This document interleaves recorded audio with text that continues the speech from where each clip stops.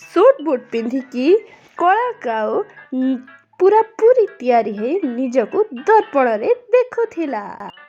ତା ସ୍ତ୍ରୀ ଧଳା କାଉ ତା ସହିତ କଥା କାଳୁ ଆଜ୍ଞା କୁଆଡେ ଚାଲିଲ? ଏତେ ତିଆରି ତ ନିଜ ବାହାଘରେ ବି ହେଇନଥିଲା, ଯେତିକି ଭେଷ ଆଜି ପଡିଛ। ମତେ ଗୋଟେ ପୁରୁଣା ସାଙ୍ଗ ସହିତ ମିଶିବାର ଅଛି। ସେ ଆଜି ହିଁ ଆସିଛି ଆମ ଜଙ୍ଗଲରେ। ଆଚ୍ଛା, ଏ ଲାଲ ରଙ୍ଗର ଟାଇଟା ବଢିଆ ଦିଶୁଛି ତମ ଦେହରେ। ତାପରେ କଳା କାଉ ତା ଘରୁ ବାହାରି ଆସିଲା। ଆଜି ବହୁତ ଖୁସିରେ ଥିଲା, କାହିଁକି ନା ତାର ସାଙ୍ଗ ସହିତ ସେ ମିଶିବାର।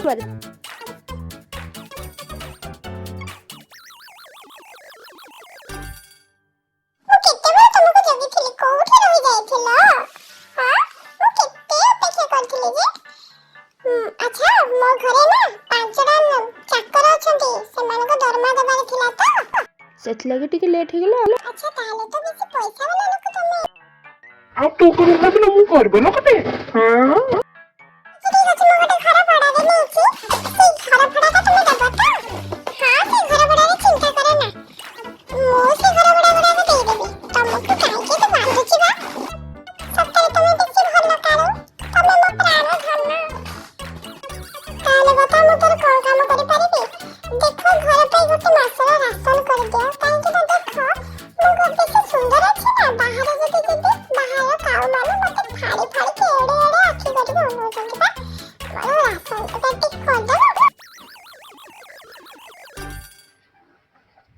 କିଛି ଦରକାର ନାହିଁ ବାହାରି ଯିବା ପାଇଁ। ମୁଁ ମାସ ଯାକର ମହିଳାର ରାସନ ପାଣି ସବୁ ଆଣିକି ତତେ ଦେଇଦେବି। ତୁ ବାହାରେ ନା ତୁ ଘରେ ଶାନ୍ତିରେ ବସ। ମୁଁ ଚାହୁଁନି ଯେ ମୋ ଛଡା ତତେ କେହି ଦେଖନ୍ତୁ। ଠିକ ଅଛି, ମୁଁ ଯାଉଛି ଏବେ ତୋ ପାଇଁ ଯୋଗାଡ଼ କରିକି ଆଣେ, ହେଲା। ତାପରେ କଳା କାଉ ରାସନ ନେବା ପାଇଁ ଚାଲିଗଲା।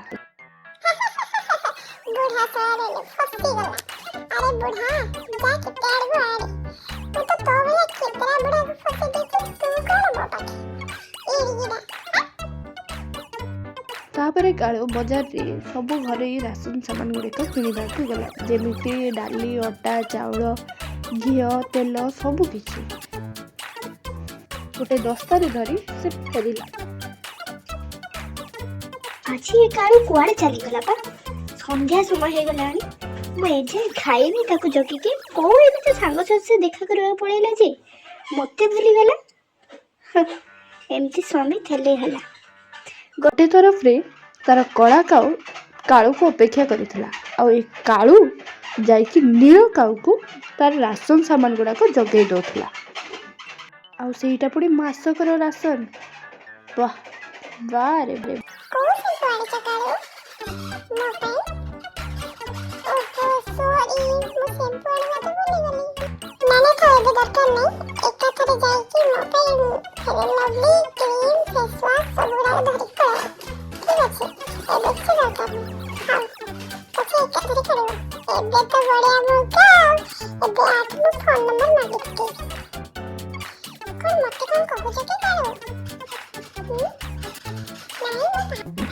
ତମେ ତମ ମୋବାଇଲ ନମ୍ବରଟା ମତେ ଦେଇଦିଅ।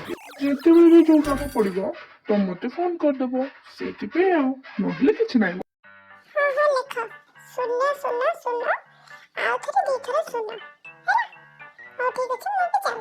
ଠିକ ଅଛି, ମୁଁ ଯାଉଛି। ମୋ ଚାକର ମାନେ ମୋ ପାଇଁ ଖାଇବା ରାନ୍ଧି ସାରିଥିବେ, ସେମାନେ ମତେ ଜଗିଥିବେ। ଡେରି ହେଲାଣି, ଠିକ ଅଛି, ପୁଣି ଦେଖା। ଏମିତି କହିକି କଳା କାଉ ସେଠାରୁ ଚାଲିଗଲା।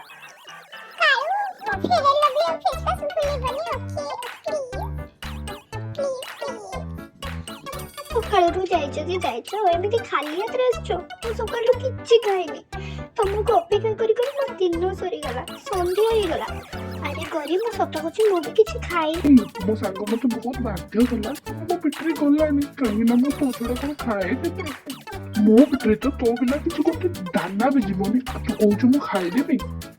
ମୁଁ ତାକୁ ସିଧା ସିଧା ମନା କରିଥିଲି, ମୋ ସ୍ତ୍ରୀ ବିନା ମୁଁ ଭାତ କଣ ପାଣି ପିଇ ପାରିବି। ତାହେଲେ ଚାଲ ଆମେ ଯାଇକି ସେଠି ଖାଇକି ପଳେଇ ଆସିବା, ହେଲା। ଘରେ କିଛି ବି ନାହିଁ, ସୁଖା ଦାନା ଛଡା। ଚାଲ ଯିବା, ଆମେ ସେଠି ଖାଇକି ପଳେଇ ଆସିବା।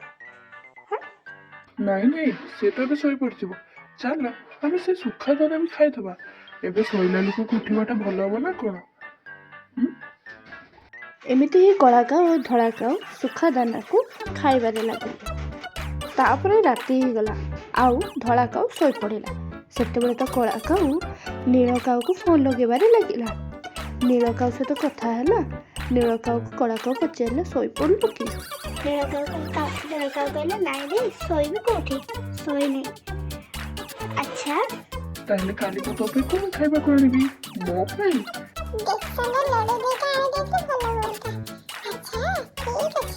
କାଲି ମୁଁ ତୋ ପାଇଁ ବେସନର ଲଡୁ ଆଣିବି ହେଲା। ତୁ ମତେ ଅପେକ୍ଷା କରିଥିବୁ। ମୁଁ ତୋ ପାଇଁ ଜଲ୍ଦି ସେ ଆଣିଦେବି। ତାପରେ କଳା କାଉ ନୀଳ କାଉ ସହିତ ଘଣ୍ଟେ ଗପ ଲଗେଇଲା ଆଉ ତାପରେ କହିଲା, ଠିକ୍ ଅଛି, ଆମେ କାଲି ଦେଖା ହେବା ହେଲା। Good night, love you. Bye.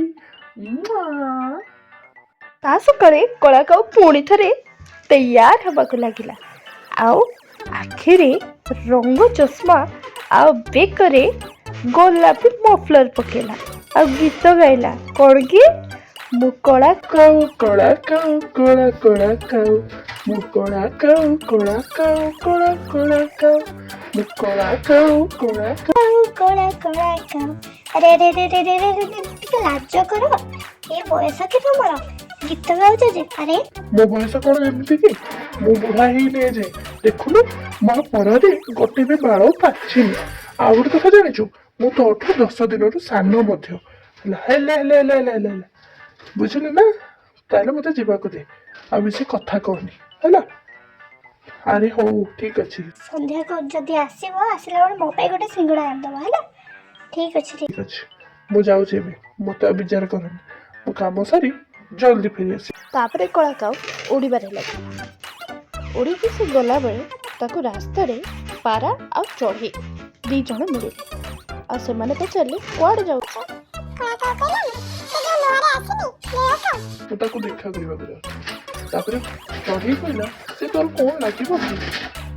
କଳା କାଉ କହିଲା, ଭୁଲରେ ବି ଏକଥା ଗରିବକୁ କହିବୁନି, ନହେଲେ ସେ ମତେ ଖାଇଯିବ। ତାପରେ ପାରା କହିଲା, ତୁ ତା ଘରେ କାହିଁକି ଯାଉଛୁ? ତାକୁ ରାସନ କାହିଁକି ଦଉଛୁ? ଆରେ ସେ ମତେ ରାସନ ପାଇଁ ପଇସା ଦେଇଥିଲା ରେ, ସେ ଅନାଥଟା ତ, ସେଇଥିପାଇଁ ତାକୁ ଟିକେ ରାସନ ନେଇକି ଦେଇଦେଲି ଆଉ। ତାହେଲେ ମୋର ଭୁଲ କୋଉଠି ରହିଲା? ହେଲା, ଏଇ କଥା ଗୁଡାକ ଯେମିତି ଧଳା କାଉକୁ କହିବୁନି ହେଲା। ମୁଁ ଏବେ ଯାଉଛି, ବାଏ। ଏମିତି କଥା ହଉ ହଉ କଳା କାଉ ଉଡ଼ିବାରେ ଲାଗିଲା। ତାପରେ ସେ ନୀଳ କାଉ ପାଖକୁ ଯିବା ପାଇଁ ତାକୁ ଚଢ଼େଇ ମାନେ ଛାଡ଼ିଲେ।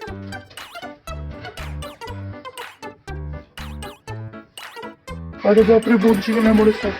ଏ ପକ୍ଷୀମାନେ କେମିତି ଲୋକ ଉପରେ ନଜର ପକାଉଛନ୍ତି? ମୁଁ ଭାବୁଥିଲି କାହାର ନେଇକି ଧ୍ୟାନ ହିଁ ନଥିବ। ବାପରେ ବାପ, କି ଦ୍ୱନ୍ଦ୍ୱରେ ପଡ଼ିଥିଲା ରେ ବାପା ମଣିଷ। ଓହୋ, ଆଲୋ ଶୁଣିଲ, ଗୋଟେ ଫେମିନା ଗୋଟେ ଫେସ୍ ୱାଶ। କୋଉ ଫେସ୍ ୱାଶ ଦେବି? ଯୋଉଟା ଅଛି ସେଇଟା ଦେଇଦିଅ। ତାପରେ କଳା କାଉ ସେ ଆଉ କ୍ରିମ୍ ନେଇକି ଉଡ଼ିଗଲା। କୋଉଠିକି? ନୀଳ କାଉ ପାଖକୁ। ରାସ୍ତାରେ ଗଲାବେଳେ ସେ ବେସନ ଲଡୁ ମଧ୍ୟ ନେଇକି ଚାଲିଗଲା। କହିଲ ଦେଖି, ଏଇ ଡବାରେ କ'ଣ ଅଛି ତମ ପାଇଁ? ଆଚ୍ଛା, ତମେ ତ ଭାରି ଚାଲାକ।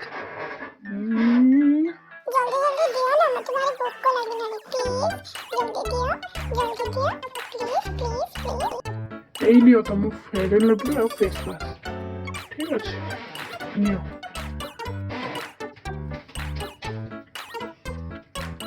ଲଗାଅ, ଯେତେ ଲଗାଉ।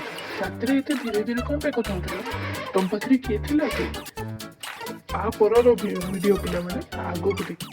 ଆ ପର ଭିଡ଼ିଓ ପିଲାମାନେ ଆଗକୁ ଦେଖିବା ନେକ୍ସଟ ପାର୍ଟ।